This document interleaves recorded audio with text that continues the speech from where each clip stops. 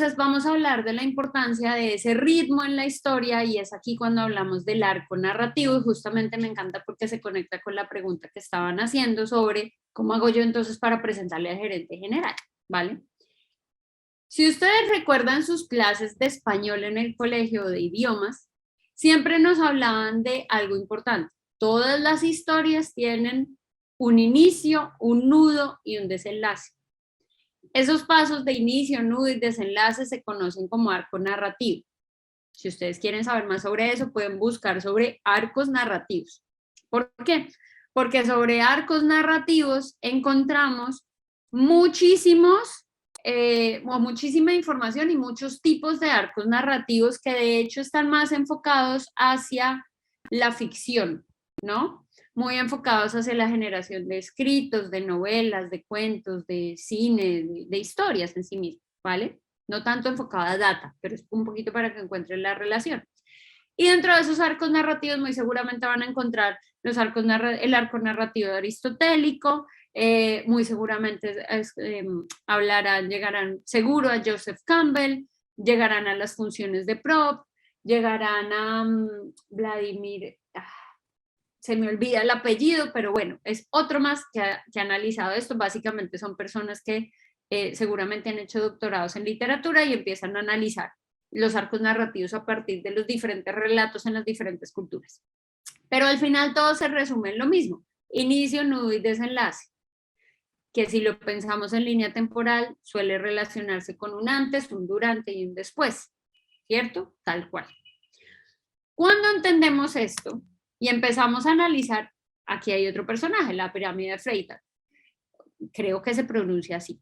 Entonces, empezamos a ver cómo se construye la idea, la historia desde este inicio, nudo y desenlace. Entonces, en ese inicio, nosotros tenemos primero un momento de introducción y piensen, acuérdense en las películas, piensen en típica comedia romántica, que esa es bien sencillita, película del lunes festivo.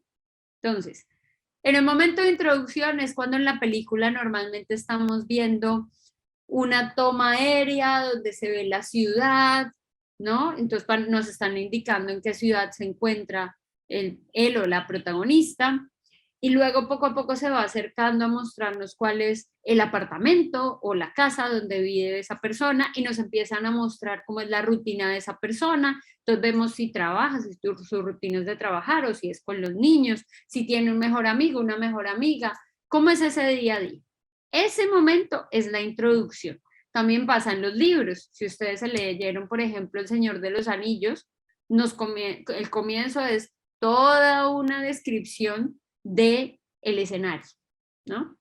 Entonces nos están planteando como esa introducción, ¿vale? Y esto aplica también para presentaciones. Primero tengo que introducir el tema. Si se dan cuenta en lo de hoy, hicimos primero, en esta charla de hoy, comenzamos con una introducción del tema, ¿no? Primero vamos a hablar de data storytelling y todo esto en profundidad, pues entendamos primero qué es storytelling y de qué estamos hablando, ¿no? Introducción. Después viene el primer punto de giro, el primer momento importante que es el llamado a la acción, ¿vale? Ahí se da un punto de quiebre en este llamado a la acción, es cuando nuestro protagonista o nuestra protagonista de la película le sucede algo que lo pone en una situación de ¡ah! Tengo que llegar a X objetivo, ¿cierto? Y luego empieza a aumentar la acción, a esta persona le empiezan a pasar cosas, ¿no? Que le ponen problema para llegar a ese objetivo, hasta que llega el momento del clímax máximo, que es donde ya nosotros estamos así pegados del asiento, pendientes de lo que va a pasar, de si consigo a la chica, por ejemplo, si conquisto al personaje masculino, ¿no? O bueno, depende de la película, se ve género. Y después de ese clímax, el clímax es cuando se empieza a resolver, es ese momento en donde el personaje principal va a entrar en su gran momento de crisis existencial, ¿vale? En este momento de crisis es cuando se da cuenta del mayor problema, se enfrenta al mayor enemigo, se siente desfallecer, siente que ya no tiene fuerzas, ¿vale? Y luego viene el descenso de la acción. Y ese descenso en la acción es que ya viene esta labor introspectiva del personaje en el que comienza a resolver lo que le va pasando hasta que finalmente se da esa resolución. Ya lo solucioné, logré lo que quería, logré el objetivo dentro de la historia.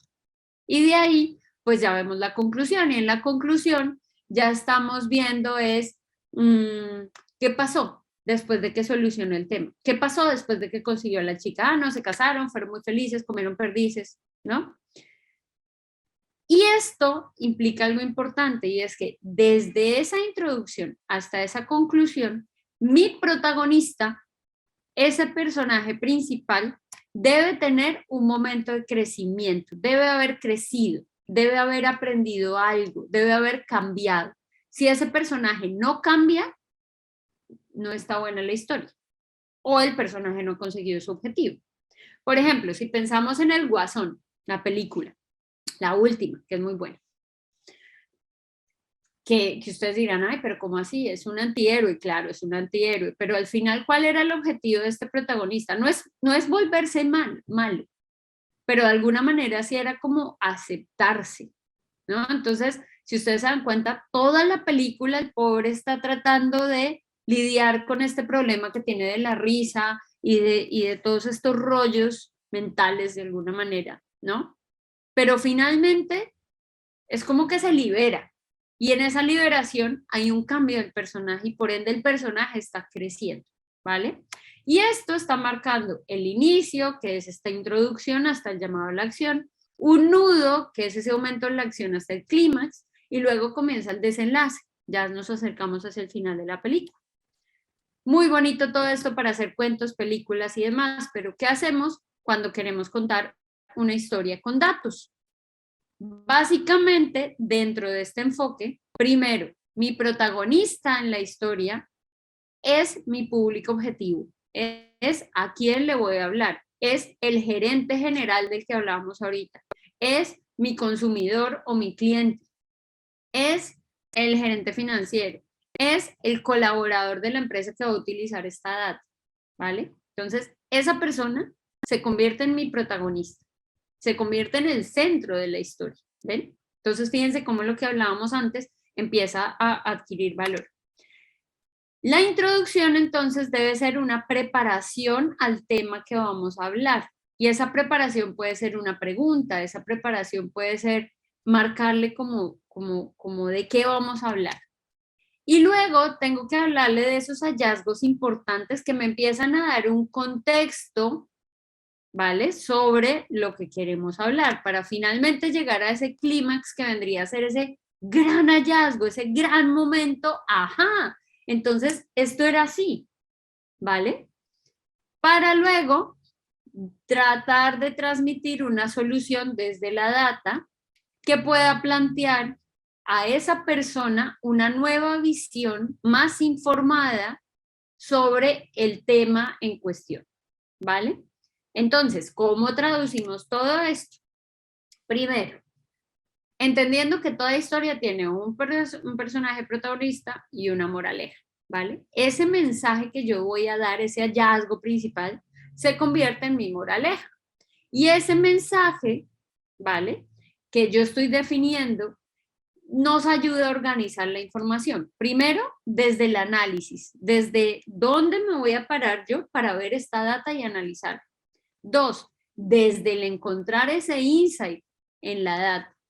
Y tercero, desde la narrativa, ¿cómo hago yo para contar este mensaje? Y en ese sentido, yo tengo que pensar, ok, ya tengo estos 3 puntos claros, ahora necesito pensar en cuál es la jerarquización de esta información, ¿vale? De estos, digamos, mensajes soporte, ¿cuál es ese insight principal que me va a construir este pilar central, esta columna sobre la cual voy a dar toda esta información alrededor, que me va a ayudar a que se entienda mejor? ¿Y esto qué significa? Que voy a tener que tomar decisiones. ¿Y qué significa tomar decisiones? Saber decir que no. Es decir, van a tener una cantidad de información que a ustedes les encantaría poner, pero les toca empezar a filtrar y decir, ¿esto me construye sobre el mensaje principal o me puede distraer o no aporta mucho? Si no aporta, si no construye, no hay que decirlo, no tenemos que comunicarlo todo, ¿vale? Sino lo que va en función de lo que yo quiero comunicar. Y por otro lado, necesito entender a esos usuarios o a esa audiencia que se convierte en mi protagonista. ¿no? Entendiendo que hay preguntas que ellos pudieran tener y que yo debería resolver en función de ese hallazgo, en función de ese mensaje, ¿vale? Entonces, si yo estoy hablando de una audiencia, es decir, alguien que va a ser espectadora de la información, yo puedo usar, por ejemplo, citas que ayuden a que la información sea clara, ¿no? Y que ayude a que la gente se sienta identificada con esa información, que diga, ay, ve, yo también pienso algo parecido, ¿vale? Pero si es un usuario de la información, es decir, gente que va a utilizar esa información para hacer algo más, ¿no? Como generalmente suelen ser los dashboards que se construyen a nivel interno dentro de las empresas u organizaciones, ahí es importante pensar en qué información es la que esta persona está buscando, para qué la va a usar, en qué contexto es que la va a necesitar, ¿vale? Entonces, cuando yo voy a marcar el inicio, yo necesito definir el tema, definir el contexto en el que se va a hablar. Y esto lo puedo hacer a través de un título. Si es una pregunta, mejor, ¿vale? Pero que defina ese insight principal, ¿vale? Que yo he encontrado y que además conecte con los intereses de la audiencia, ¿vale? Si yo voy a hablar de este gerente general, le voy a hablar a este gerente general de que hablábamos ahorita, de este banco hipotético. Y le quiero hablar sobre el comportamiento del consumidor con las tarjetas de crédito y débito, pues tal vez una buena pregunta sería, ¿en qué gastan las personas hoy? O tal vez debería ser, ¿en qué gastan los millennials o los centennials? ¿O en qué gastan los adolescentes en Internet? ¿Sí ven? Entonces, al final, esa data lo que plantea, o lo que buscamos es responder una pregunta y eso nos marca un inicio. El nudo se convierte entonces en la forma como yo amplío esa información, cómo le voy dando ese contexto a ese problema relacionado con la pregunta para poderlo entender. Y finalmente el desenlace me debe marcar una conclusión que responda a esa pregunta, ¿vale? Y aquí es interesante, por ejemplo, poner data que me ayude como a soportar posibles predicciones sobre esa pregunta, ¿no? Como por ejemplo, ahorita los jóvenes en Internet gastan en domicilios o delivery, por ejemplo, como Rappi, gastan en tecnología, en aplicaciones y en streaming. Me estoy inventando, no sé, ¿no? Y entonces posibles predicciones de pronto van a empezar a gastar en videojuegos, en NFTs y en un mundo de realidad virtual, porque al final tal vez estoy viendo en la data y en el mismo comportamiento de las personas en la data, que tal vez empieza a haber una tendencia en que la gente empieza a adquirir cosas más dentro de lo digital. Me estoy inventando, esto que les digo es mentira. No necesariamente es así, habría que hacer una muy buena investigación para eso. Pero de pronto encuentro que la gente gasta en Internet o compra en Internet con las tarjetas cosas de servicios, ¿m? Que tengan que ver con comida, con satisfacer necesidades del momento, que suelen ser commodities, que no tengan que escoger nada, y tal vez dentro de estos servicios, cosas que tengan que ver con la misma virtualidad, software, NFTs, y bueno, software en general. Y eso me permite entender que si veo un contexto en donde tenemos el metaverso y todo esto, pues entonces tal vez a futuro van a gastar en criptomonedas, NFTs y un montón de cosas virtuales, ¿vale? Entonces, fíjense que ahí esa conclusión, digamos, me permite hacer predicciones sobre lo que pueda pasar, ¿vale? Vamos a verlo con un ejemplo. Entonces, veamos esta gráfica. Aquí tenemos un montón de data, ¿cierto? Y vemos una tabla con datos, referencia por si acaso, porque son datos de un cliente, cliente-producto, cantidad de clientes sobre un producto definido, que en este caso son con su producto de consumo, producto hipotecario y producto PYME. ¿Listo? Veo el cliente del cliente en particular, ¿no? Entonces, en este caso, digamos Banco Falabella. Aquí veo cuánto gastan en total y cuánto gasta en Falabella. Y aquí puedo ver el market share de ese total. Técnicamente está bien. Además es el market share, probablemente esto le importa a la persona de marketing, ¿cierto? La persona de marketing, o hasta el gerente general. pero digamos que va para el de marketing. La persona de marketing viene, lee esto y dice, pues sí, lo entiendo.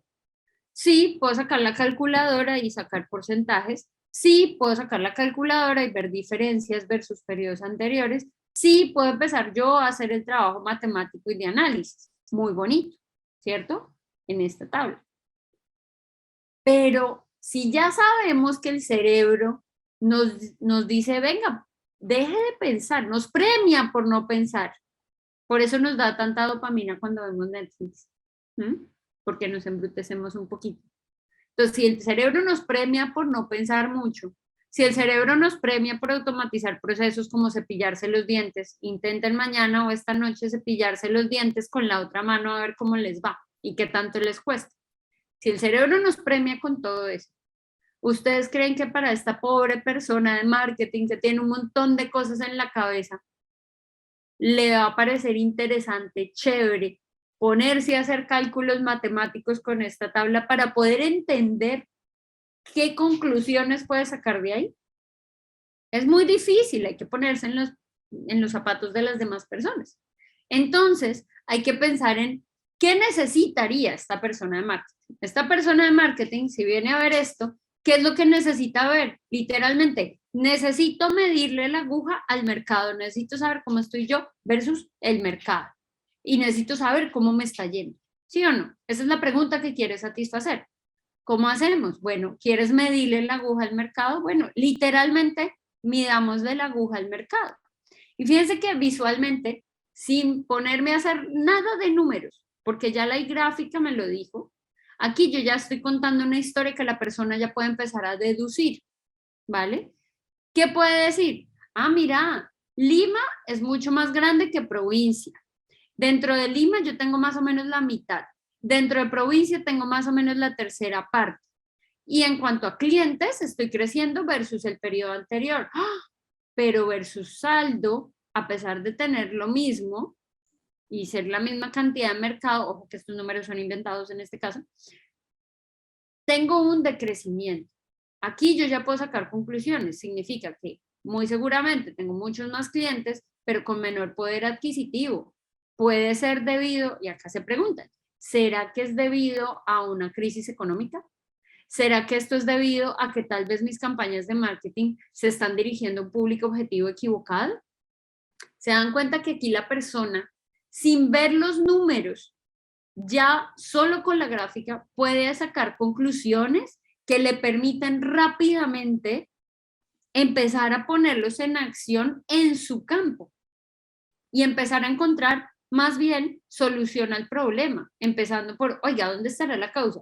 Y entonces ahí ya puede empezar a conectar información dentro de su propio trabajo y decir, uy, momento, ¿será que es que mi campaña de marketing está mal planteada y estoy cambiando de público objetivo cuando no debería ser así? ¿Será que levanto una alerta al gerente general para que se dé cuenta que esa estrategia que estamos haciendo no nos sirve porque a pesar de que tenemos más clientes y crecemos en clientes, no crecemos en el monto, en dinero?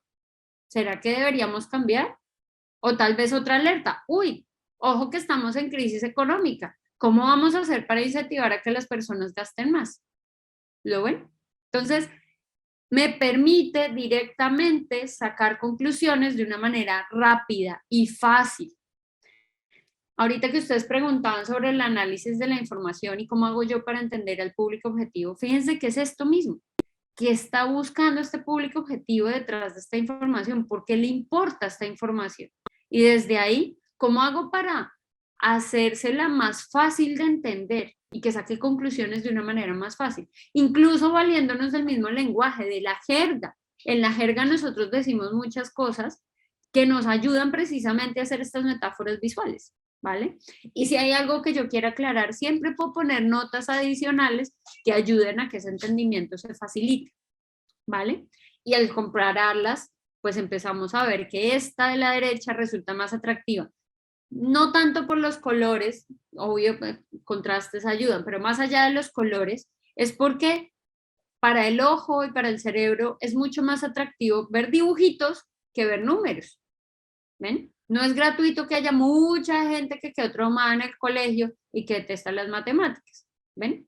Entonces, ese es el criterio de pensamiento, básicamente. ¿Listo? Entonces, ¿Cómo llevamos todo esto, todo este análisis a un nivel visual? Por un lado, necesitamos entender cómo es el flujo de la historia, cuál es esa estructura que yo quiero construir, y aquí es importante entender cuáles son esos diferentes ángulos desde donde estructurar, ¿no? Me voy a enfocar en un eje de tiempo, me voy a enfocar, es más importante el lugar, y entonces me enfoco desde la geografía, desde un mapa, o me importa más el tema de establecer prioridades, o me interesa comparación de aspectos específicos, o tal vez no, lo que necesito es la descripción de esos aspectos. Cuando yo entiendo ese propósito, puedo construir ese flujo narrativo de la historia a nivel visual, con lo que veíamos de las infografías, que nos ayudan, ¿vale? Lo segundo es entender el contexto de la interacción. Las personas que van a ver la información, ¿dónde la van a ver? ¿La van a ver en el celular? ¿La van a ver en su computador? ¿La van a ver en ambos lugares? Entonces necesito que sea responsive y que se adapte. ¿Será que van a interactuar con esa información y que entonces hagan clic para ver más información, o es simplemente visual y estática? ¿Para qué la va a usar? ¿En qué momentos las va a usar? ¿La va a usar para presentarlo en comité de gerencia o a la junta directiva?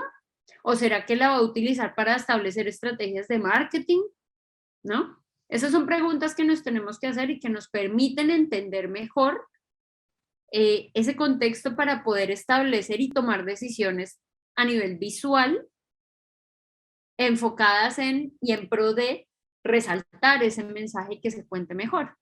Y ahí sí puedo llegar al diseño, ¿no? A esa visualización, que la idea es ahí sí facilitar ese entendimiento a nivel visual desde distintos ángulos, desde donde se pueda estructurar. Y para eso ustedes también pueden buscar en internet y se van a encontrar un montón de información sobre el tema, como estos que les voy a mostrar, en donde, y si quieren pueden tomar incluso foto a pantalla, bueno, creo que por ahí está el material también. Entonces, aquí van a poder ustedes ver diferentes tipos de gráficas que pueden usar en función de lo que ustedes quieren, de ese propósito y de ese flujo de la historia, ¿no? Entonces, quiero usar gráficas de comparación, o quiero mostrar cambios en el tiempo, quiero mostrar algo que es en comparación de parte versus un todo, quiero mostrar un flujo como procesos, quiero mostrar un ranking, jerarquía, quiero mostrar algo espacial, mapas y geografía, quiero mostrar una distribución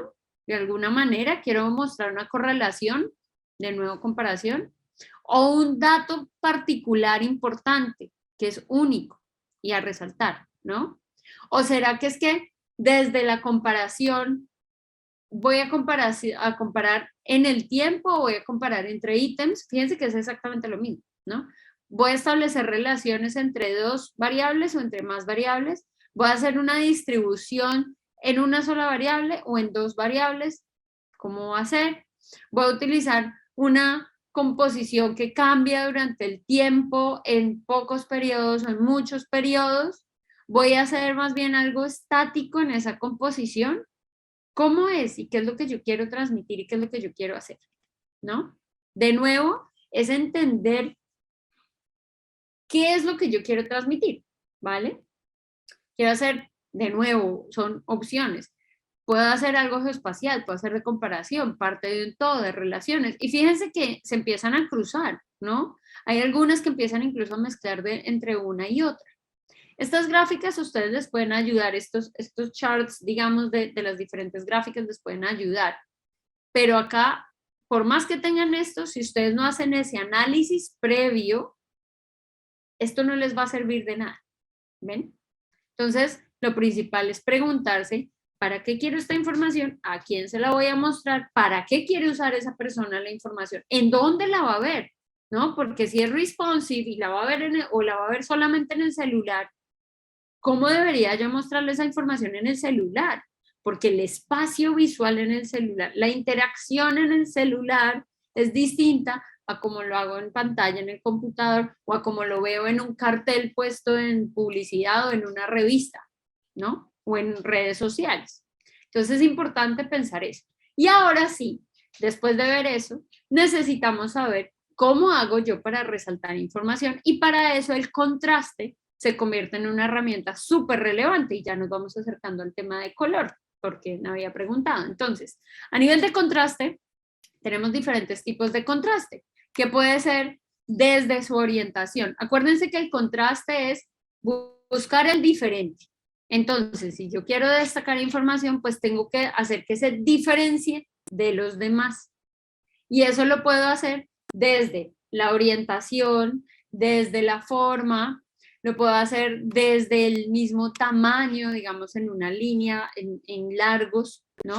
O desde las líneas en el ancho, o lo puedo hacer con el tamaño, algo más grande o más pequeño que los demás.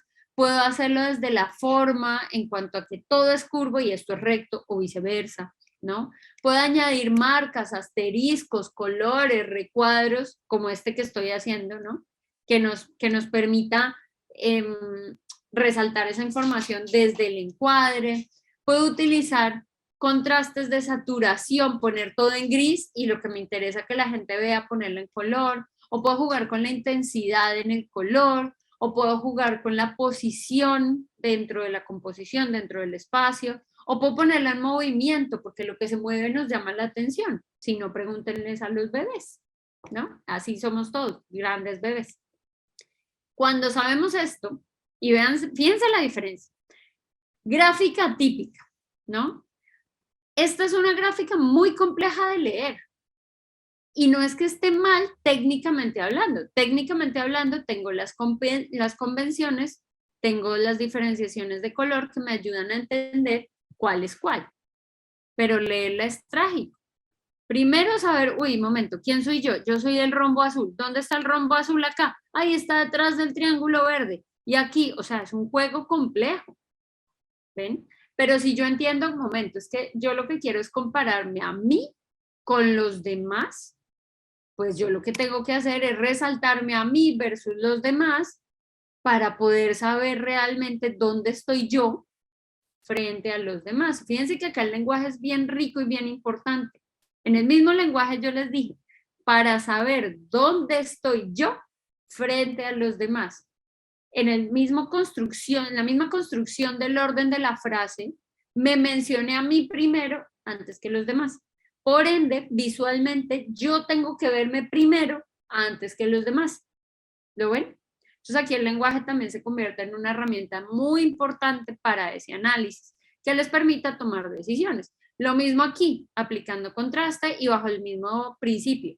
Tengo un montón de colores. Aquí ni siquiera me queda fácil saber quién soy yo, porque primero hay tonos de azules que son muy parecidos, ¿vale? Entonces ya de entrada es diferenciar, difícil diferenciar. Segundo, competidor 1 o competidora, competidor B, uy, aquí estoy yo, aquí está mi negocio. Dentro de una lista, ni siquiera me pusieron al principio como para encontrarlo más fácil, ¿no?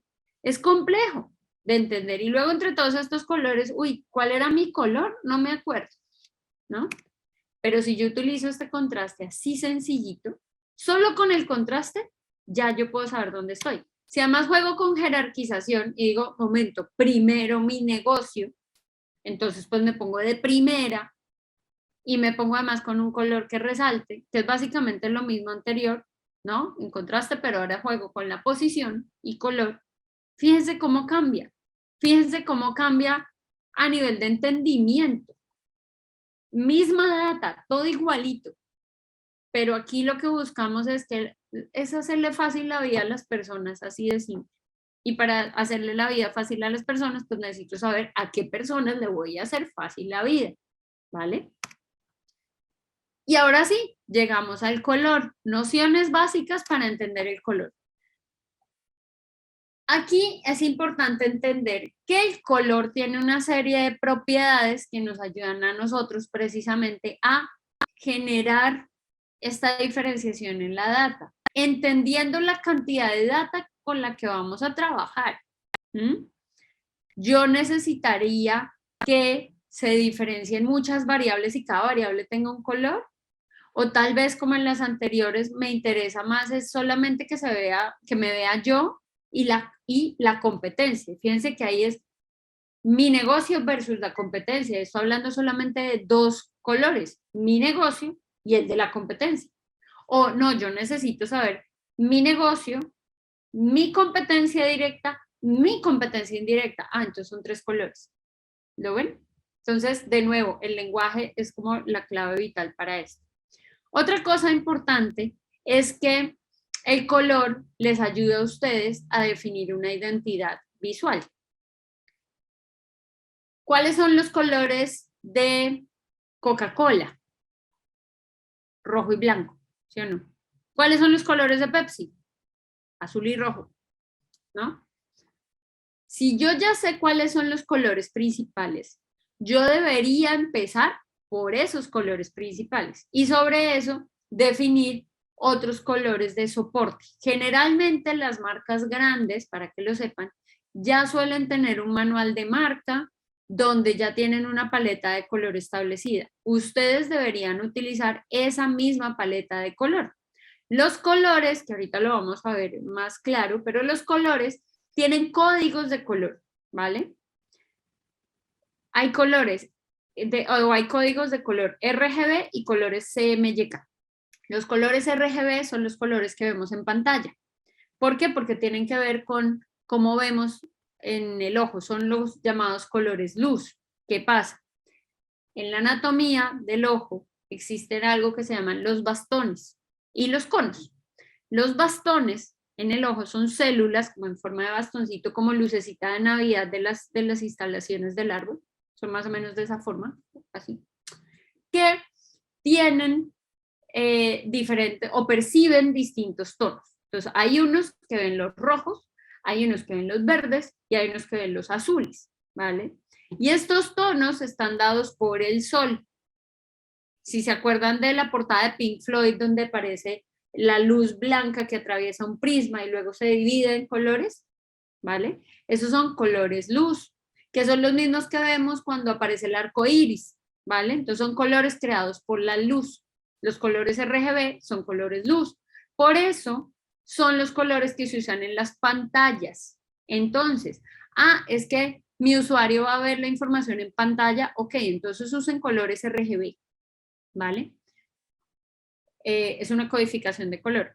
¿Por qué? Porque las pantallas pues usan luz, ¿vale? No, es que lo van a ver en impreso, porque lo van a ver en un informe impreso en un libro o en un periódico o lo vamos a publicar en una valla en la calle. Esos son colores impresos, son los colores MYK y son los colores pigmento.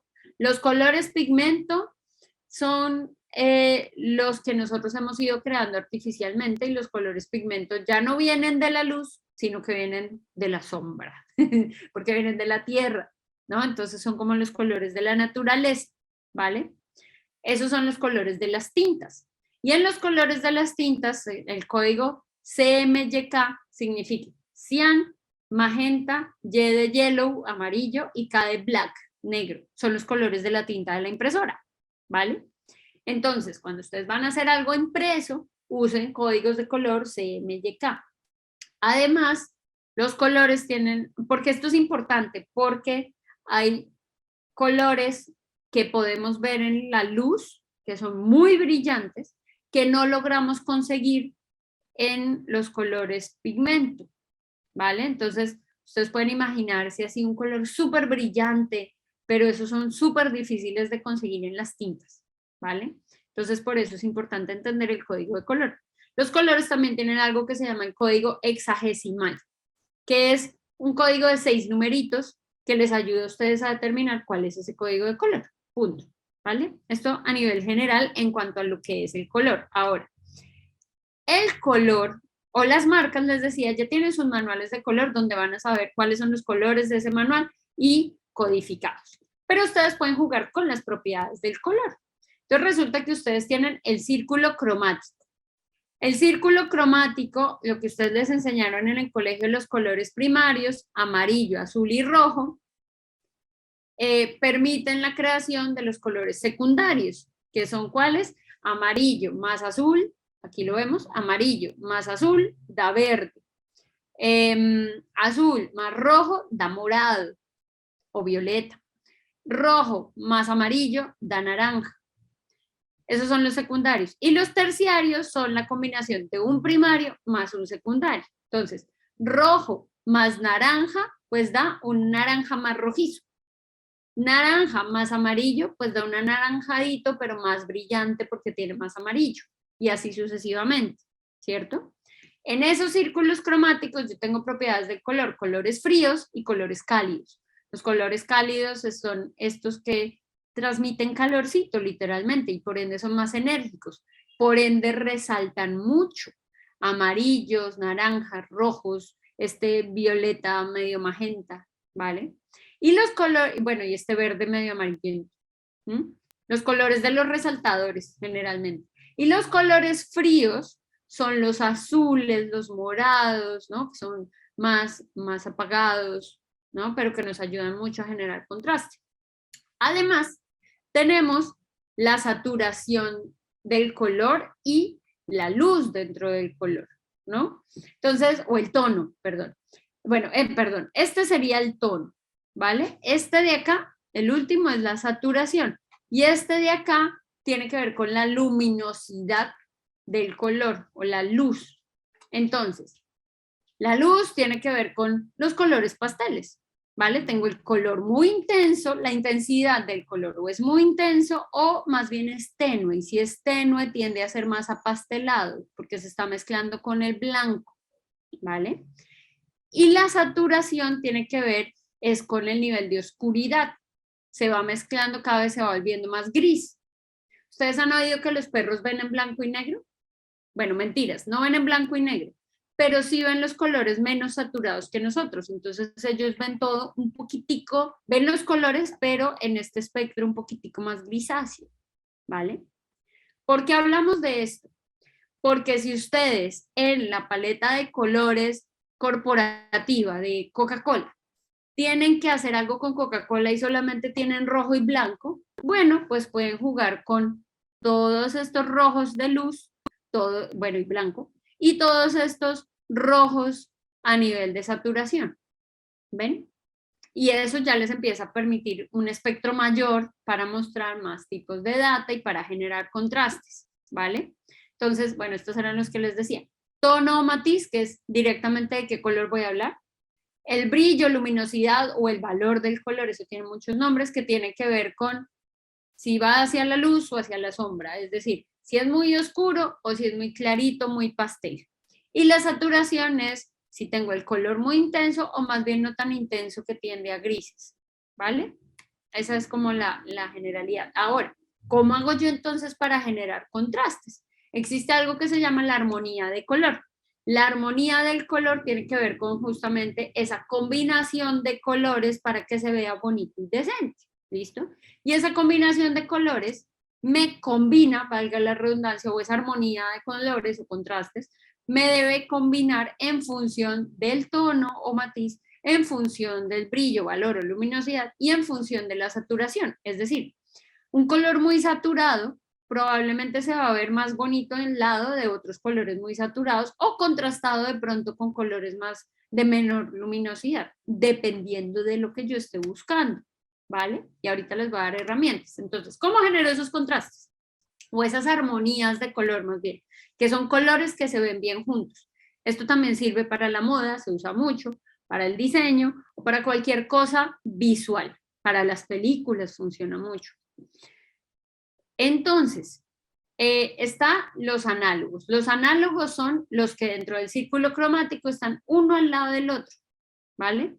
Entonces, estos tres son colores análogos porque en el círculo cromático están pegaditos. Y como están pegaditos, pues pegaditos se ven bonitos, ¿vale? Luego están los monocromáticos. Un solo color en la diferente luminosidad o en la diferente saturación, ¿vale? Pero siempre me muevo en el mismo color, ¿vale? Los complementarios. Los complementarios son los que están opuestos en el círculo cromático. El amarillo con el azul se ve divino, o con los amarillos como con morados, está aquí cerquita, se ve espectacular también, ¿no? Rojo con verde, los colores de la Navidad, esos suelen estar también opuestos, ¿no? Entonces, habría que ver, ojo, hay que ver qué círculo cromático, qué cantidad tonalidades tiene el círculo cromático para ver esos opuestos, ¿no? Los adyacentes también juegan con los opuestos, pero no con el directamente opuesto al frente, sino con los dos del ladito, ¿vale? Entonces me forman como esta Y. Entonces fíjense, este amarillo intenso se ve muy bien con este morado y se ve muy bien con este otro medio violeta con alguito de rojito, ¿vale? La triada literalmente es formar un triangulito, ¿listo? Que me permita esa combinación.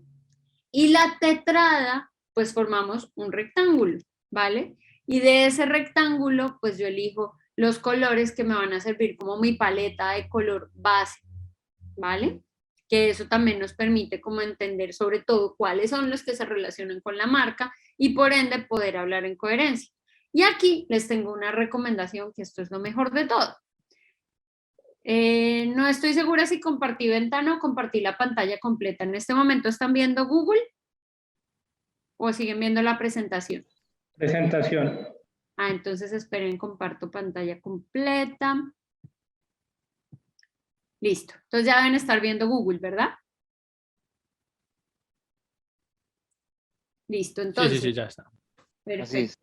Entonces, aquí tenemos esta página que es color.adobe.com gratis, ¿vale? Donde ustedes pueden buscar paletas de color.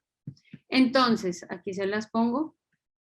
Esperen, me acuerdo de la dirección. color.adobe.com. color.adobe.com se las puse en el chat. Y aquí ustedes pueden jugar justamente con esto que estábamos hablando de las armonías de color. Entonces, miren, aquí a la izquierda ustedes pueden ver análogos y acá dicen, no, pero yo quiero análogos, pero con el rojo. Y vuelven y le dicen, no, pero análogos. Bueno, qué importante, tienen que elegir el del centro para que se muevan todos. Entonces ya me marcó el del centro, ¿sí ven? Todos abajo les aparece la paleta con colores análogos en los diferentes niveles de brillo. Fíjense que aquí entonces son análogos pasteludos, aquí medio como suavecitos en brillo, ¿no? Y aquí son los más intensos, ¿vale? Debajo de cada color van a poder ustedes ver códigos RGB, el nivel de luminosidad, ¿no? Que era lo que perdón, de saturación, que era lo que hablábamos ahorita. ¿Sí ven? Entonces puedo jugar con eso. Y aquí, este que ven arriba, es el código hexagesimal. Y aquí pueden ver el modo de color. Quieren RGB, quieren CMYK. Estos también son otros que no los voy a complicar con perfiles de color. Estos son los básicos. Aquí pueden ver, no, yo quiero una escala monocromática. No, quiero, y de nuevo, moviendo el del centro, ustedes pueden mover toda la paleta, ¿vale? Incluso ustedes pueden, si ya tienen los colores de la empresa, ustedes simplemente aquí cambian el código o cambian el modo RGB o CMYK según el que tengan y les cambia completamente. Generalmente el departamento de marketing siempre va a tener este manual. Triada. Entonces aquí les aparece también en triada. De nuevo, seleccionan el del centro para saber dónde está y ustedes aquí pueden ir armando su paleta. Incluso aquí a la derecha pueden guardarla, esto es lo máximo. Aquí están los complementarios, de nuevo seleccionamos el del centro y lo podemos mover, ¿no? Y acá nos suma uno. Separación complementaria es lo que veíamos del adyacente, el que es como en Y, ¿sí ven? Doble separación complementaria, pues es que nos está haciendo como una doble Y, básicamente. Esto para tener una paleta de 5 colores. Aquí está la tetrada o encuadrado, ¿cierto? Y fíjense que todo funciona muy bien en estas armonías de color. Tenemos colores compuestos, tenemos en tonalidades, ¿no? Y tenemos personalizados si ustedes quieren personalizar la paleta, pero además ustedes aquí pueden explorar cosas, ¿no? Paletas por ahí que haya a partir de imágenes que les gusten. Pueden ir viendo qué paletas y pueden descargarlo o añadirlo a una biblioteca para que tengan ahí una buena base de datos de color. Pueden ver tendencias también. Según industrias, además, esta es la mejor herramienta del mundo. Entonces pueden ver tendencias en la moda. Entonces ver qué paletas de color son tendencia a nivel de moda. Y bueno, acá pueden meterse ahí en ese mundo. ¿Qué tendencias hay en el diseño gráfico? ¿Qué tendencias hay en la ilustración? ¿Qué tendencias hay en UI y UX? ¿Qué tendencias hay en arquitectura? en diseño de juegos, en la misma naturaleza. Y hay unas paletas espectaculares, ¿qué tal está tan bonito? A nivel de gastronomía, a nivel de viajes. Y fíjense que acá entonces desde temáticas y desde las mismas fotos ustedes pueden sacar paletas de color, ¿vale? ¿Solo es en línea? Sí, esto funciona en línea y es gratuito, pero tú puedes descargar las paletas de color, por ejemplo, aquí al crearla, aquí tú simplemente puedes copiar esto e irte luego a Tableau, por ejemplo, y utilizar los mismos códigos para utilizarlos en Tableau y debería funcionar, ¿no? Sin problema. O los puedes guardar y se te va a crear una biblioteca, pero para la biblioteca sí necesitas una cuenta de Adobe. Pero es una grandiosa herramienta para que no sufran tanto con el color, ¿vale? Y finalmente, es muy importante que ustedes tengan en cuenta el nivel de interacción con esa data.